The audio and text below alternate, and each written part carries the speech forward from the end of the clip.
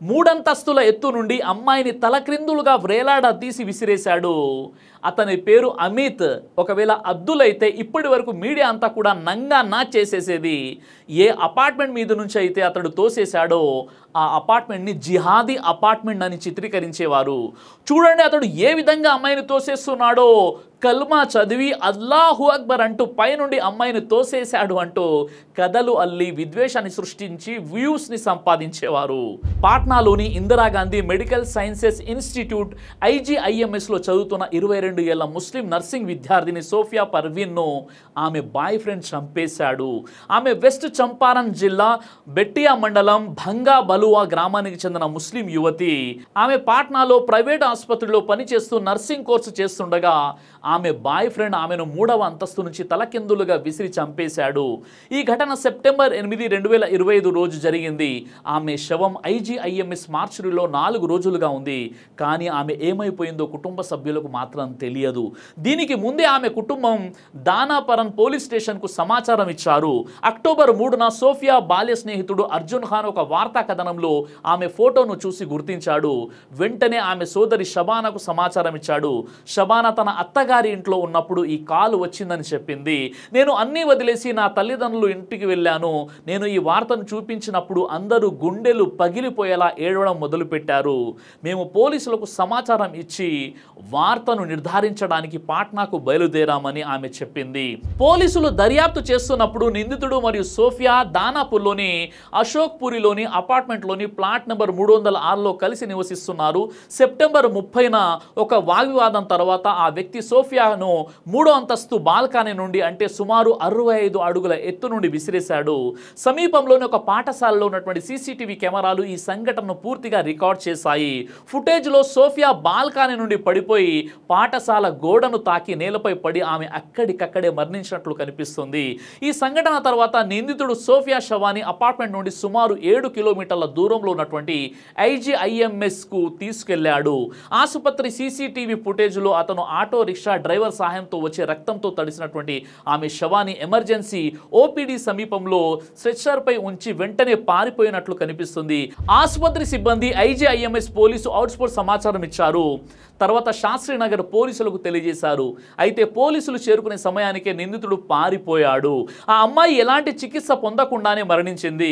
అయితే సెప్టెంబర్ 9న నిందితుడు నకిలీ ఆధార్ నెంబర్తో ప్లాట్ను అద్దెకు తీసుకున్నట్లు దర్యాప్తులో తేలింది. ప్లాట్ యజమాని అఖిలానంద్ సింగ్ పోలీసులతో మాట్లాడుతూ ప్లాట్ను అమిత్ కుమార్, విమల్ సింగ్ కుమారుడు పాట్నాలోని కేసరి నగర్కు చెందినవాడిగా చెప్పి అద్దెకు తీసుకున్నాడు. వారు తమను భార్యాభర్తలుగా పరిచయం చేసుకున్నారు.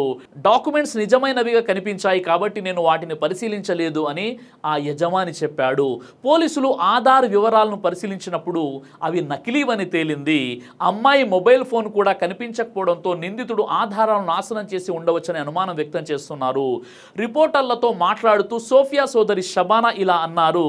నా సోదరి పాట్నాలో చదువుతూ ఉద్యోగం చేస్తుంది. ఒకరోజు ఆమె ఒక అబ్బాయితో కలిసి బెట్టియాకు ఇంటికి వచ్చింది. అతను పోలీసు శాఖలో ఉన్నానని చెప్పుకొని తన స్నేహితుడిగా పరిచయం చేసుకున్నాడు.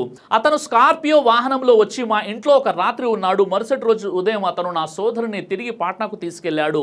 తర్వాత ఆమె హత్య గురైనట్లు వార్తల్లో చూశాను. కన్నీళ్లు పెట్టుకుంటూ షబానా న్యాయం కోసం డిమాండ్ చేశారు.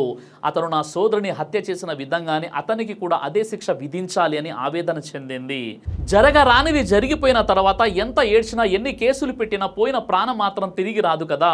ఈ విషయంలో ముఖ్యంగా ఇంటి నుండి బయటికి వెళ్ళి ఉద్యోగాలు చేస్తున్నటువంటి అమ్మాయిల విషయంలో వారి తల్లిదండ్రులు తగిన జాగ్రత్తలు తీసుకుని అమ్మాయిలకు చెప్పాలి. అమ్మాయిలు కూడా చాలా జాగ్రత్తగా ఉండాలి. నమ్మి ప్రేమ పేరుతో మోసపోకూడదు. అయితే ఒక బాధాకరమైన విషయం ఏమిటంటే ఈ సంఘటన జరిగి 4 రోజులు అవుతుంది. ఇంత దారుణంగా ఒక అమ్మాయిని పైనుండి విసిరివేసి అతి కిరాతకంగా చంపిన ఈ సంఘటనకు సంబంధించి ఏ తెలుగు మీడియాలో కూడా ఈ న్యూస్ అనేది రాలేదు. ఎందుకో తెలుసా? చంపిన వాడు అమిత్కి బదులుగా అబ్దుల్ కాలేదు కాబట్టి. ఒకవేళ అమిత్కి బదులుగా అబ్దుల్ అయి ఉన్నట్లయితే, అతను ఒక ముస్లిం అయి ఉన్నట్లయితే ఇప్పటి వరకు ఈ న్యూస్ని భయంకరమైనటువంటి థంబ్లైన్లు పెట్టేసి అందులో లవ్ జిహాద్ అనే ఒక దిక్కుమాలిన టైటిల్ తగిలించేసి వారి మనసులో ఉన్నటువంటి విద్వేషాన్ని నోటితో కక్కే ప్రయత్నం చేసేవారు ఈ మీడియా వారు. ఇలాంటి సంఘటన జరిగినటువంటి ప్రతిసారి కూడా నేను చెప్పే విషయం ఏంటంటే నేరస్తులకు కులాన్ని మతాన్ని అంటగట్టకండి, క్రైమ్ని క్రైమ్గా చూడండి, నేరస్తుని నేరస్తుడిగానే చూపించండి. అంతేగాని ఒక మతాన్ని టార్గెట్ చేసుకొని ఆ మతానికి చెందిన వారు తుమ్మిన దగ్గిన భూతత్వంలో పెట్టి చూపించే ప్రయత్నం చేయకండి. మొన్న ప్రొద్దుటూరులో ఒక వ్యక్తి తనను దేవుడుగా అంగీకరించలేదని సొంత తల్లిని నిర్దాక్షణీయంగా చంపేశాడు. ఏంటండి ఈ పైశాచికత్వం? ఇక్కడ అదృష్టవశాత్తు అతడు ముస్లిం వర్గానికి చెందినవాడు కాదు, లేదంటే ఈ పార్టీకి ఉభయ రాష్ట్రాలు తమ పైశాచికత్వ న్యూస్తో పెట్టరేగిపోయేవాళ్ళు. ఇలా ఈ మధ్య నేను రోజు చూస్తున్నాను, చాలా భయంకరమైనటువంటి నేరాలు ఘోరాలు జరుగుతున్నాయి. వారెవరు కూడా ముస్లింలు కాదు. అలా అని ముస్లింలంతా కూడా మంచి వాళ్ళే, ఇతర మతాల వాళ్ళు దుర్మార్గులని నేను చెప్పట్లేదు. నేను ముందు నుండి చెప్తున్నటువంటి విషయం ఒకటే, మంచి వాళ్ళు అన్ని మతాల్లో ఉంటారు, దుర్మార్గులు కూడా అన్ని మతాల్లో ఉంటారు. కాబట్టి ఇలాంటి దుర్మార్గానికి ఎవరైనా పాల్పడితే అతని దుర్మార్గాన్ని చూపించండి, కానీ అతని మతాన్ని టార్గెట్గా చేసుకొని ఇతర వ్యక్తులందరినీ కూడా బ్లేమ్ చేసే ప్రయత్నం చేయకండి. ముఖ్యంగా మన భారతదేశంలో ఉంటున్నటువంటి వారందరినీ సమాన దృష్టితో పక్షపాతం లేకుండా చూసినప్పుడే మన దేశం బాగుపడుతుంది. ముఖ్యంగా ఎంతో బాధ్యతాయుతమైనటువంటి పొజిషన్లో ఉండేటటువంటి కొన్ని టీవీ ఛానల్స్ వారు, అదేవిధంగా జర్నలిస్టులు ఎవరైతే ఉన్నారో వారు ఇలాంటి విషయాలు చాలా జాగ్రత్తగా ఉండాలి.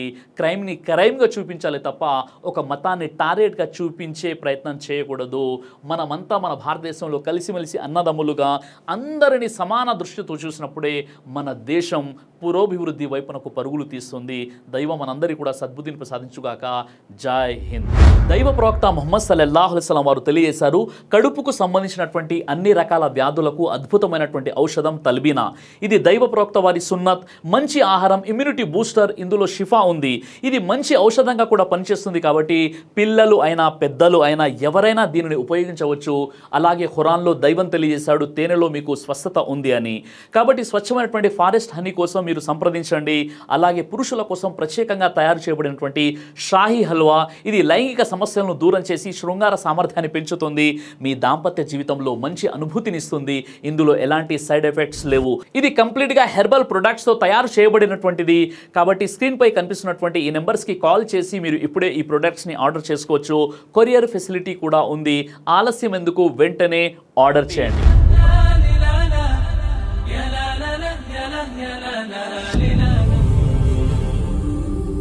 బ్రదర్ సిరాజ్ అని యూట్యూబ్ ఛానల్ని మీరు సబ్స్క్రైబ్ చేసినట్లయితే ఇన్షాల్లా దైవచిత్తం అయితే మీకు వీడియోస్ వస్తుంటాయి. అదేవిధంగా బ్రదర్ సిరాజ్ అనేటటువంటి ఫేస్బుక్ని కూడా లైక్ చేయడం వల్ల మీకు వీడియోస్ వస్తుంటాయి.